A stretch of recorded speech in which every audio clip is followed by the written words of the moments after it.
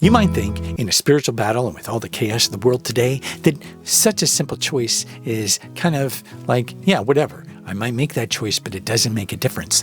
But in fact, when you actually extrapolate what it really means to choose the lemon over the chemical, and it mirrors throughout your life, and the small choices that affect your microbiome that actually in your body and spirit reflect your choices in the outer world, this lemon, each time you choose it, or something similar, the simplicity of those choices matters.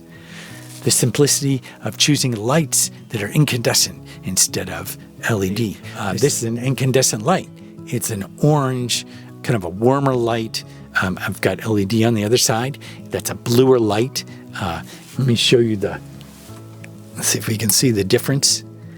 There's a bit of a blue light there, right? A little bit of, and it's a very real contrast. And when you start to actually make that choice away from LED, you'll start to see that.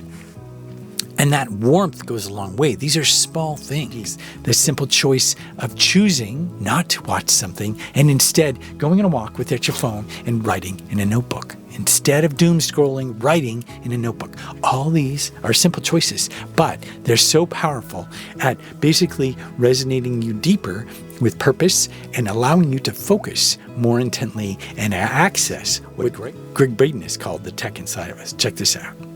What the science is showing us is that in many cases, Liz, our own natural biology not only meets, but it exceeds the potential of the technology that we're being asked to replace ourselves with.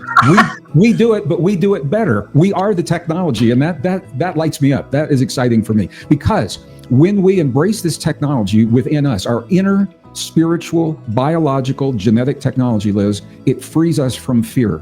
It frees us from hate. And in the absence of fear and hate, we are much less vulnerable as a society to the ideas and the agendas of other people who are trying to replace our lives with things that aren't good for us. So that's the essence of what I see happening in the world. So we are the tech. Now, you might choose a different word than tech, but it's those abilities inside of us that lay dormant. They're all there, but it's delving into those more. The universe is co-creative in how it works dynamically with you. And there's all different videos that go into that scientifically and otherwise.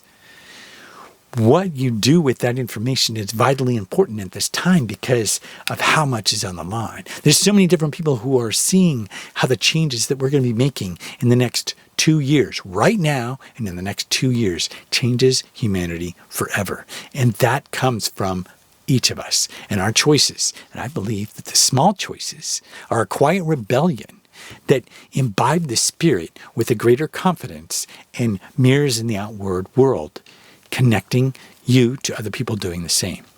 I believe that writing is very powerful. Reading again, sitting down and focused with intention upon the words that you're reading, not scrolling to the next thing, but contemplating what you're reading and then sharing it with others, creating videos, creating art, whatever you might do that actually gets you to slow down. People are saying that time is speeding up.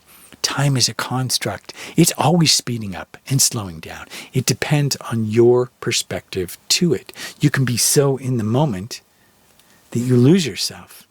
And that's a different time than when you're sitting there watching the clock. It's the same time, but your perspective on it changes, right? So when we contemplate, when we go deeper within, when we take and slow down our experiences so that we're more deeply present with those around us, with what we're actually doing, time actually slows down. I've seen this in my own life. One of the hugest benefits that I've had as being a nomad is that sense of deeper time.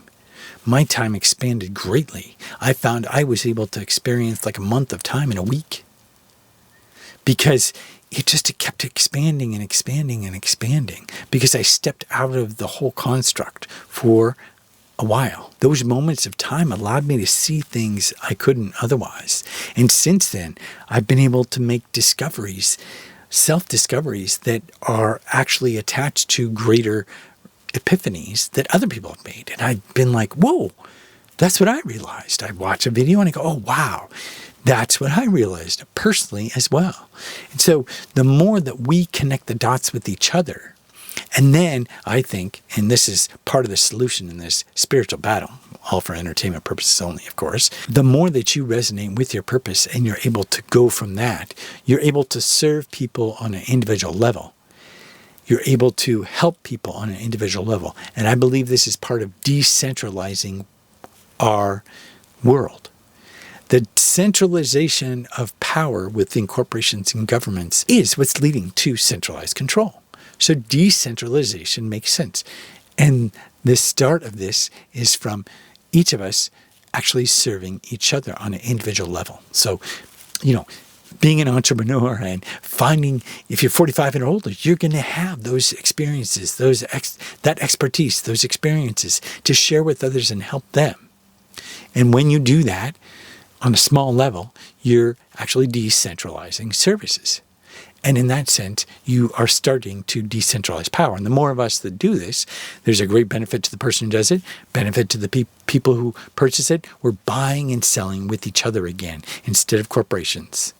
And there's less likely to be control with that in place. Now, is it going to be the be-all, end-all?